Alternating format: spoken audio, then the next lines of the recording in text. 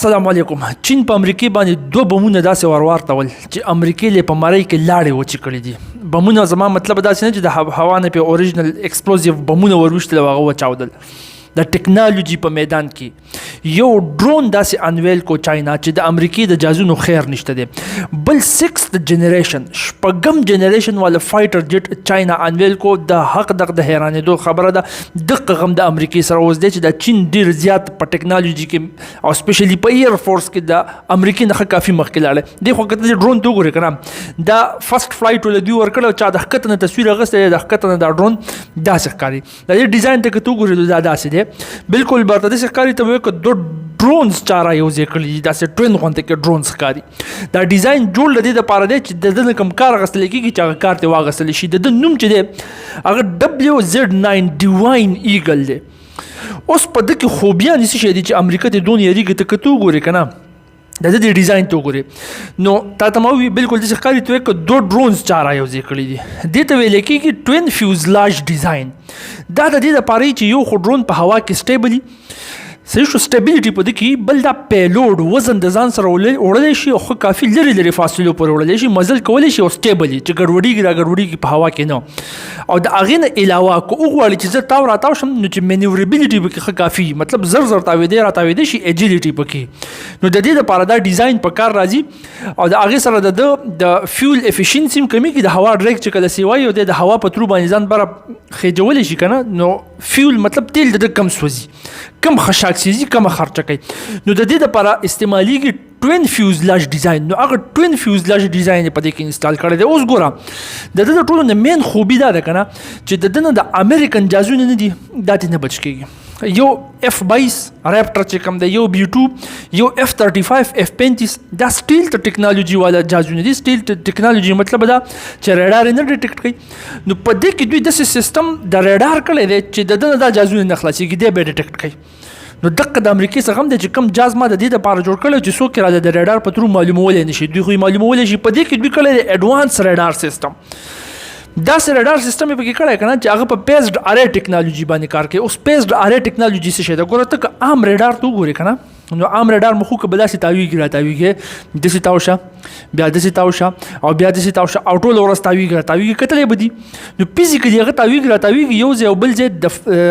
ویوز په ترو باندې ګوري خاص فریکوینسي والا ویوز پرېږدي او چې راتمبېږي د هغې نه اندازه لګوي چې مخې له سره هلل کران هلل.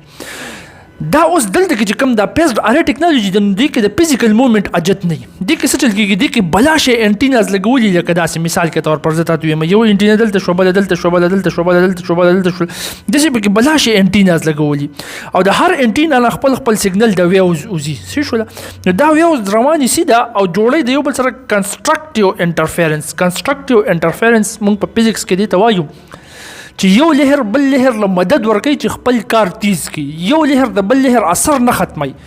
یو لهر چې د بل لهر اثر ختموي دې ته ډسټرکټیو انټرفیرنس وایي او چې یو بل له مدد ورکوي نو هغې ته کنسټرکټیو انټرفیرنس وایي. نو دا کنسټرکټیو انټرفیرنس جوړوي داسې ټیک شوله. اوس دې کې څه چل کوي چې کله وغواړي که نه چې دا ایریا کور کړمه او یا دا ایریا کور کړمه نو هغې طرف کې چې کوم د انټینا سیګنل وي هغه ورته کمې کړي هغه نورې ورته تیزې کړي په دې طریقه باندې داسې برابر کړي هغه سیګنل یې داسې برابر کړي چې دا دې طرف ته او دې طرف ته الکترانیکلي تاویدی شي. فزیکل تاویدلو ته اجت نشته یو خبره. او بل خبره دې کې الټرا وایډ ډول بینډ ریډار لګولی دی مطلب های فریکوینسي والا چې ښه مضبوطې فریکوینسي والا ریډار دی. نو د هغه نه دا چې کوم سټیل ټیکنالوژي والا مټیریل دی دا ته نه بچ کېږي. نو اوس چې په ډرون کې دا انسټال شوی دی او ډرون خو په هوا کې الریډي ډیزاین داسې جوړ چې یو طرف ته بل طرف ته ښه مزیدار ځي راځي جاسوسي هم درله کوي حمله هم درله کولی شي او اوس درله چې کوم سټیل ټیکنالوژي د هغې هم درله ماتې ورکولی شي د ریډار په شانتې درله کار کوي او د های ریډار په شانتې کې او هغې کې هم دا الکترانیک سیستم شوی دی پیسډ ارې ټیکنالوژي والا ایډوانس ریډار سیستم. نو دی چې په هوا کې ګرځي او بیا په غټ تعداد کې ګرځي په غټ تعداد کې دا ډرونز دا WZ9 ډیواین ایګل. نو د امریکې دغه جازونه نه دی کوم چې امریکې د دې مقصد دپاره جوړ کړي دي چې ریډار ډیټیکټ نه کړي چې یو ځای بل ځای زولم او چاته پته نه لګي چې دا پیری راځي د کوم ځای نه ریډار نشي ډیټیکټ کولی. F-35 F-22 B-2 دا به د هغه ډیټیکټ کوي. نو د هغې خلاصې اوس نشته. نو د هغوی سره غم پیدا دی چې دا خو دوی په ټیکنالوژي کې روان دي په مخ کې باندې د دې توړ پیدا کول غواړي. دا اوس یو ریس روان دی ریس د ده که ته باقي فیچرز ته وګورې که نه د ده دا وینګ سپین نه وي دا وینګ سپین کتل هم ډېر زیات فهمي د سټیبلیټي چې کول د پاره د سونه مزل کولی شي ایر ډریک د دې معلومول د پاره نو دا د تقریبا د 35 میټر وینګ سپین 15 میټره داسې د اپریشنل سیلینګ څومره هایټ باندې چې بره چتلی شي څونه اوچت ختلی شي 60,000 فوټ بره تلی شي او 20 غنټې د انډورنس ته مطلب دا چې دا مسلسل په هوا کې 20 غنټې کار کولی شي بغیر دمه کې دمه ممنه کوي که نه او په هوا کې ګرځي دې ته انډورنس وایي نو انډورنس لیول د 20 غنټې دی 20 غنټې دی ګرځېدی شي نو یو نیکسټ لیول ډرون دی چې د امریکایي سټیل جازونو له ماتې ورکولی شي دا به اوس چک کېږي دا په جنګ کې نه دی چک شوی ټیک شو خو چې کوم فیچرز دي چاینیز وایي چې دا فیچرز دي نو د هغې مطابق چې د امریکن دقې جازونو له ډغره ورکولی شي پته به بیا وروسته په جنګ کې لګي چې وال ټوپک ښي چې که نه شی اوریجنل دی اوس د هغې نه علاوه ګوره یو څه چلې وکړو په هغه کراټو کې مونږ وایو که نه ډیفنس او بیا جیب خپل ځان بچ که او بیا سوک ورکه دا ډرون خو دوی ډیفنس جوړ کو چې د امریکن جازونو نه ځان بچ کولی شي د جیب دپاره چې الټه په هغوی باندې حمله وکړي او هغوی نشي معلومولی دوی شپږم جنریشن والا فایټر جټ جوړولو کې کامیاب شو د هغې فلایټ یې وکړو امریکا کوشش کوي روس کوشش کوي فرانس کوشش کوي د هغه ملکونه دي چې د دوی ایر ټیکنالوژي ښه کافي ایډوانس ده هغوی لا په 6 جنریشن فایټر جټ جوړولو کې لګیا دي د جوړم کو په 13 نومبر کې په زوزا او ایر شو چې کوم په چاینا کې کېږي هر کال په هغې کې انویلم کو ښکاریم کو او اوس ولا فلایټ هم ورکو په هوا کې ګرځولې دا خلکو تصویران اخیستي ته کته شي د ښکته نه داسې ښکاري داسې عجیبه غوندې کې ډیزاین دی د مخکې نه چې وګورې نو داسې ښکاري او چې د وروسته نه ورته وګورې نو داسې ښکاري د نوم چې دی هغه وایټ امپرر دی او 6th جنریشن فایټر جټ دی تا ته ما ووي اوس په ده کې خوبیان څه شی دی هغې ته که ته وګورې که نه نو د دا ډیزاین چې وګورې ډیزاین ته که ته وګورې نو په ده کې لکۍ نشته دی او ډبل ډلټا وینګ والا ډیزاین دی څه شو دا وزرې بالکل د یو بل سره یو ځای شوي دي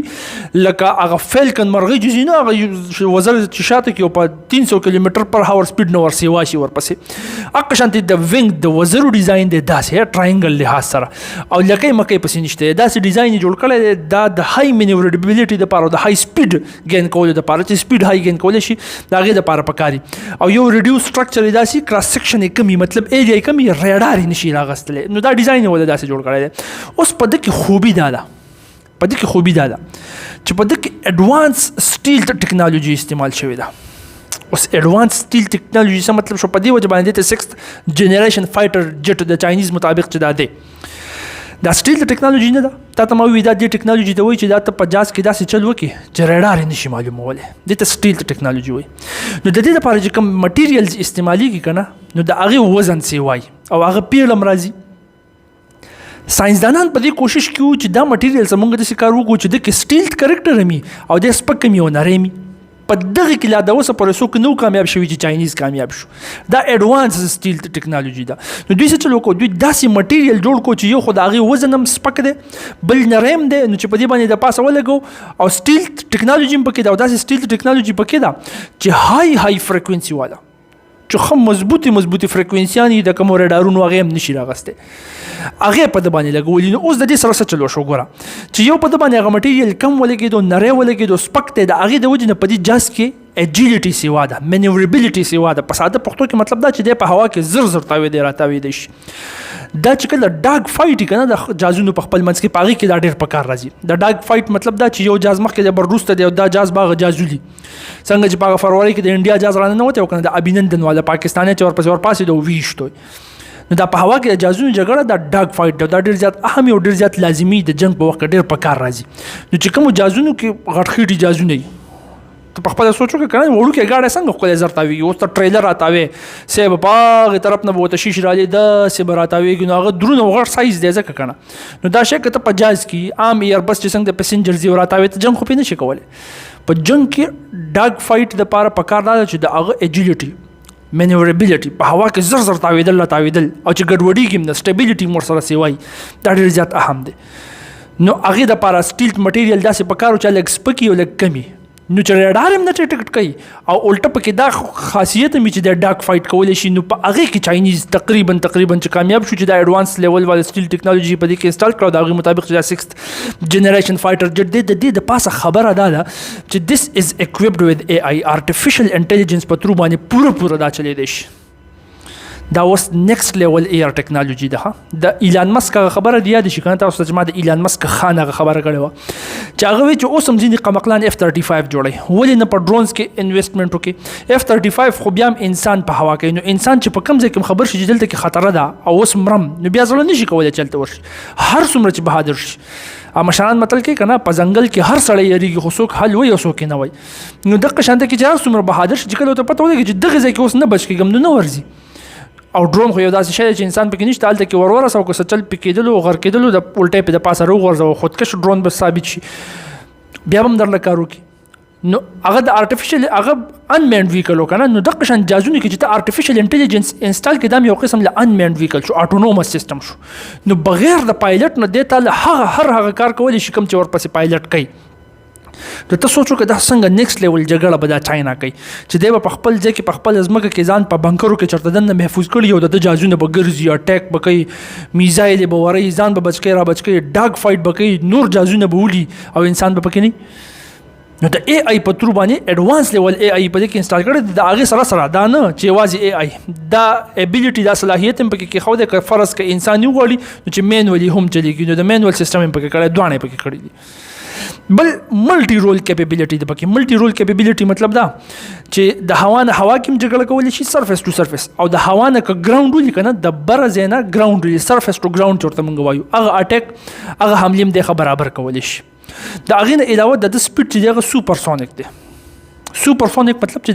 د اواز د سپیډ نه دی تیز تللی شي. د اواز سپیډ تقریبا 338 میټره په یو سیکنډ کې دی. نو دغه ته موږ 1 میک وایو، 1235 کیلومتر پر هاور تقریبا راځي څه شو دې ته 1 میک مونږ وایو. نو د هوا د سپیډ نه 15 چنده د سپیډ سیوا د 5 میک سپیډ شو. او بیا پکې د کمال خبره دا چې د ځان سره هایپرسونیک میزایل جوړلی شي. هایپرسونیک میزایل دا چې د اواز د سپیډ نم سیوا او تقریبا شل یا 15 چند سیوا تیز چې کوم میزایل تلی شي مزل کولی شي هغې ته هایپرسونیک میزایل وایي. دا اوس چې د یمني حوثیانو په اسرائیل باندې 2 پیرې ورویشتل او 2 پیرې د اسرائیل 3 ډیفنس سیسټم ناکامه شو، که هغه ایرن ډوم دی، که هغه ډیوډسلینګ دی، که هغه ایرن بیم دی، هغه کار یو دی، ناکامه شو. ولې دا میزایل ډېر زیات سپیډ کې روان دي، ډېر های سپیډ کې روان دي. دغه هایپرسونیک میزایل دی. نو په ده کې دا کیپیبلیټي دا صلاحیت شته چې د هایپرسونیک میزایل هم وړلی شي. نو اوس که ته د دې فیچرز ته وګورې که نه، نو حقیقت دی چې نیکسټ لیول دی. امریکې له دا یره لازمي پکار ده چې د ده غم وکړي. نو ګوره چاینا څه چلو کو، یو د ډرون په ترو باندې داسې اډوانس رډار سیسټم یې په هغې کې لګولی چې د امریکن جازونو نه به ځان بچ کولی شي، بلاک کولی شي، او امریکې له ماتې ورکولو دپاره چې د هغې رډار های رډار یې روانې دي. 6th جنریشن فایټر جیټ کې اډوانس لیول والا سټیل ټیکنالوژي انسټال کړله، جوړې کو، نو دا هغې له سوک ورکوي. نو په ایر شو کې، په ایر ټیکنالوژي کې چاینا اوس یو قدم ځان د امریکا نه مخکې کو، او دغې خبرې امریکې له په مرۍ کې لاړې وچې کړي دي. د هغه اوس پوره کوشش دا دی چې په دې ایر ټیکنالوژي کې د دې چاینا نه ځان مخکې کول دي. اسې ستاسو په خیال باندې په دې ایر ټیکنالوژي کې په چین او د امریکې چې کوم په خپل منځ کې ریس دی، په دې کې مخکې کم یو تللی شي، کم یو یې ګټلی شي، کم یو راج کولی شي څه وخته پورې، ځکه چې ټول عمر خو یو هم نشي، څه وخته پورې کم راج کولی شي.